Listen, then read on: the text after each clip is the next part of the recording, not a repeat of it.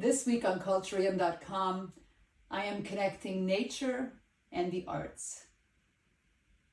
I am bringing you a podcast episode about, in my opinion, one of the most exciting art projects out there. My purpose this week is to show you how artistry, beauty, and creativity can be directly connected to nature. This is going to be a long video because I'd like to explain everything to you, so here we go. I think there are places in the world that somehow manage to tap into the essence of life. And I discovered one such place in Argentina, not far from Buenos Aires. Bellatrix. The owner of Bellatrix, Bettina Kürke, set out to immortalize the fauna and the flora of her father's old farm and to translate it into art.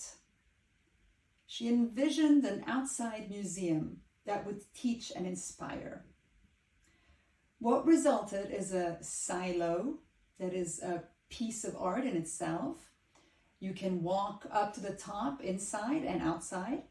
You have an amazing view of the actual nature around. The view at sunset, for example, is extraordinary. And on the other side, you find hanging clouds made out of willow branches. 2-meter willow rods or branches are dried after the harvest and then placed into water again to make them supple and moldable. These breathtaking clouds are all made out of these harvested willow branches. Around the silo, there's a trail that leads you from one work of art to the other, one more magnificent than the other. So basically, Bettina commissions artists to create pieces that grow out of her farm. There's also an indoor gallery at Bellatrix that houses further pieces. For example, these farming tools gilded in gold, showing how valuable the work done on a farm actually is. Bettina's museum is not open to the public, but she does cooperate with various groups, organizations, and individuals. She speaks German, English, French, and Spanish. So if you're interested in her project, contact her or write me and I'll make sure you connect. To Bettina, Bellatrix is her, well, she's the mother of 4, so of course her children are the pride of her life. But Bellatrix is also one of her great contributions to life, to the nature around her, to her ancestors, to the history of the region.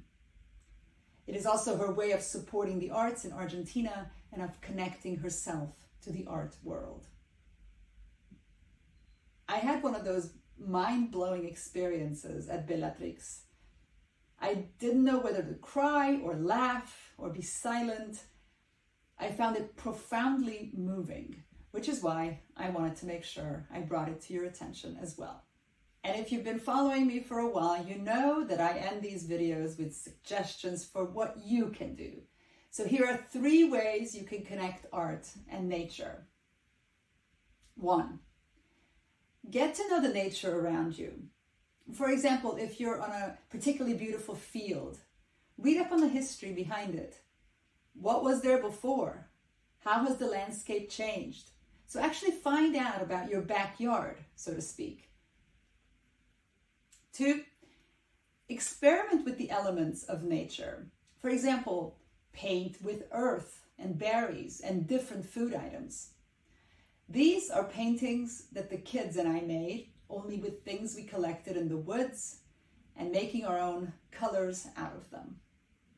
But you can also carve an old piece of wood or gather leaves or anything like that. And 3, seek out independent artists and small galleries and museums in your own neighborhood and vicinity. Hasta luego. Ciao. See you next week.